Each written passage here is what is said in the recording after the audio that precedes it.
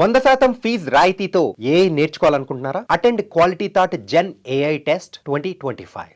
America ఇది ఎంత పెద్ద దేశమో ఈ మధ్య కాలంలో అమెరికా అనే పదం పదే పదే అంటే ట్రంప్ ఎన్నికైన తర్వాత మాత్రం అమెరికాకు సంబంధించిన వార్తలు చాలానే వస్తున్నాయి. కానీ ఇది డిఫరెంట్ వార్త, ఇది ట్రంప్కి సంబంధించిన వార్త అసలే కాదు. యాక్చువల్లీ అత్యంత ఘోర విషాద ఘటన జరిగింది. యాక్చువల్లీ ఇది వాషింగ్టన్లోని రీగన్ నేషనల్ ఎయిర్పోర్ట్లో ఒక భారీ ప్రమాదం అనే చెప్పొచ్చు. యాక్చువల్లీ విమానాల రాకపోకలకి సంబంధించి కావచ్చు, ఆర్ చిన్న చిన్న ఏరోప్లేన్స్ కావచ్చు, హెలికాప్టర్స్కి సంబంధించిన సమాచారం ఇది యాక్చువల్లీ. అయితే విమానం అంటే ఎంత పెద్దగా ఉంటుంది, ఎంతమంది ప్రయాణికులు ఉంటారు అనేది కూడా మనం ఇమాజిన్ చేసుకోవచ్చు. యాక్చువల్లీ ఇప్పుడు ఈ విమానంలో దాదాపుగా 60 మంది ప్రయాణికులు ఉన్నారు. అండ్ 4 విమానానికి సంబంధించిన పైలట్స్ కావచ్చు, లేదంటే అక్కడున్న ఎయిర్ హోస్టెస్ కావచ్చు, వాళ్ళ సిబ్బంది 4, 60 మంది ప్రయాణికులు. సో ఒక్కసారిగా విమానం ల్యాండ్ అయ్యే క్రమంలో ఈ ప్రమాదం అయితే జరిగింది.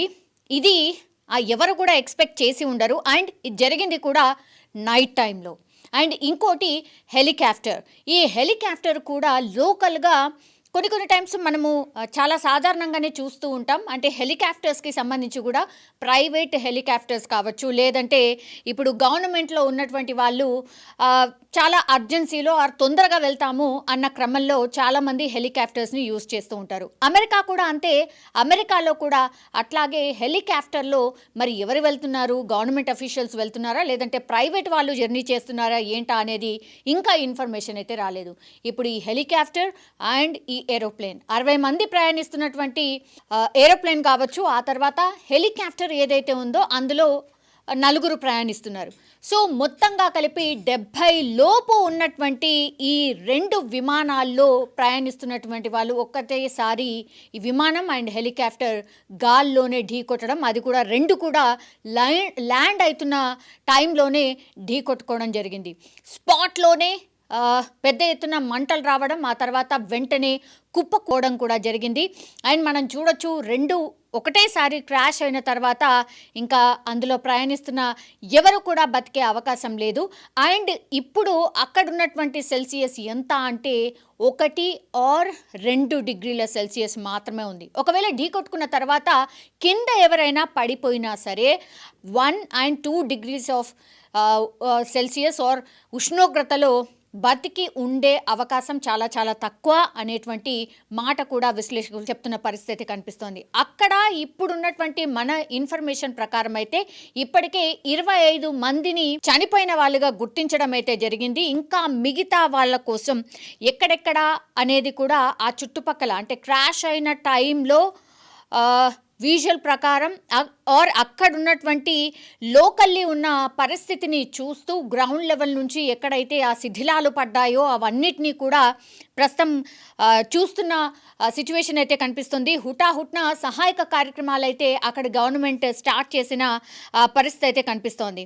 కానీ ఈ ఘటన జరిగిన తర్వాత మాత్రం ఎగ్జాక్ట్లీ ఇది రాత్రి 8:30 గంటల ప్రాంతంలో జరిగింది. పిఎస్ఏ ఎయిర్లైన్స్కు చెందినటువంటి ఇది ప్యాసింజర్ విమానం క్యాన్సస్లోని విషిటా ఎయిర్పోర్ట్ నుంచి బయలుదేరింది. 1 గంట తర్వాత ఇది వాషింగ్టన్లో రొనాల్డ్ రీగన్ ఎయిర్పోర్ట్ రన్వే మీద దిగేందుకు సిద్ధమవుతున్నటువంటి టైంలో ఇన్సిడెంట్ అయితే జరిగింది.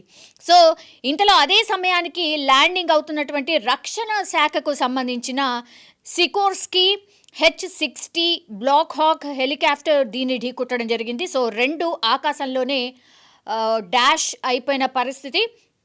ఈ ఘటన జరిగినప్పుడు చాలా పెద్ద శబ్దం కూడా వచ్చిందని అక్కడ స్థానికులు అయితే చెప్తున్నారు. ఆ తర్వాత హెలికాప్టర్ విమానం 2 ఎయిర్పోర్ట్ పక్కనే ఉన్న పోటోమాక్ నదిలో పడిపోయాయి. మనం చూడొచ్చు క్లియర్గా అక్కడ ఒక నది కనిపిస్తోంది. ఆ నదిలోనే పడిపోయినాయి. అంటే ల్యాండ్ కాదు, ల్యాండ్ మీద పడలేదు. ఈ శిథిలాలన్నీ కూడా ఒక నదిలో పడిపోయిన పరిస్థితి. సో ఆ నదిలో గాలించడానికి చాలా టైం అయితే పడుతోంది. ఇప్పటి వరకు అయితే ఒక 20 నుంచి 25 మందిని మాత్రమే వెలికి తీసిన పరిస్థితి అయితే కనిపిస్తోంది. ఇంకా ఎంతమంది మరణించారు ఆర్ ఎంతమంది అందులో ప్రయాణిస్తున్నారు. ఈ ప్రయాణికుల లిస్ట్ అంతా కూడా తెప్పించుకునే ప్రయత్నం అయితే జరుగుతోంది. చాలామందే మృతి చెంది ఉంటారు అని కూడా అందరు ఎక్స్పెక్ట్ చేస్తున్నారు. అమెరికా సెనేటర్ టెడ్ క్రూజ్ ఈ ఈ ఆపరేషన్ అంతా కూడా టేకప్ చేస్తూ ఉన్నారు. అండ్ ఈ హెలికాప్టర్ అండ్ ఫిఎస్ఏ ప్యాసింజర్ విమానం రెండు ఒకే సమయంలో ల్యాండ్ అవ్వడానికి ప్రయత్నించడమే దీనికి కారణం అన్నట్టుగా చెప్తున్నారు. మరి ఏదో జరిగింది, టెక్నికల్గా ఏదైనా ప్రాబ్లం రావడం వల్లే ఇది జరిగి ఉంటుంది. ఎందుకంటే ఒకేసారి 2 ఎయిర్లైన్స్కి సంబంధించిన విమానాలు ఆర్ హెలికాప్టర్ ఒకటి రక్షణ శాఖకు సంబంధించి అండ్ ఇంకోటి ప్యాసింజర్ విమానం. సో ఇవి రెండు కూడా ఒకే లేన్ మీద దాని మీద ల్యాండ్ అవ్వడానికి ప్రయత్నించడంతోనే ఈ ప్రమాదం జరిగినట్టుగా అయితే ప్రస్తుతం అయితే నిర్ధారించుకున్న పరిస్థితి అయితే కనిపిస్తోంది. కానీ అనుకోనటువంటి సంఘటన, కానీ భారీ మూల్యాన్ని చెల్లించుకోక తప్పట్లేదు. బికాస్ చాలామంది ఎవరైతే ఈ రెండిట్లో ప్రయాణిస్తున్న వాళ్ళు ఎవరు కూడా బతికే అవకాశం లేదు.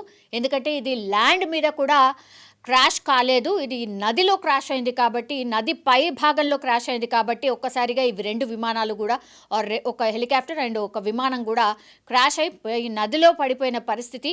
సో గాలింపు చర్యలు అయితే కొనసాగుతున్న సిచ్యువేషన్ అయితే కనిపిస్తోంది. కానీ ఈ ఘటనకు కారణం ఏంటి అనేది కూడా కనుక్కునే ప్రయత్నం అయితే ఒకవైపు జరుగుతున్న సిచ్యువేషన్ అయితే కనిపిస్తోంది. కానీ పూర్తి ఇన్ఫర్మేషన్ అయితే మరికొన్ని గంటల్లోనే తెలిసే అవకాశం అయితే ఉంటుంది. కానీ ఈ ఏరోప్లేన్లో ప్రయాణిస్తున్నటువంటి 60 మంది కావచ్చు, హెలికాప్టర్లో రక్షణ శాఖకు సంబంధించిన ఈ హెలికాప్టర్ కావచ్చు, ఇందులో మేబీ మినిమం అయితే 2 లేదంటే 3, 4 ఉండే ఛాన్స్ అయితే ఉంటుంది.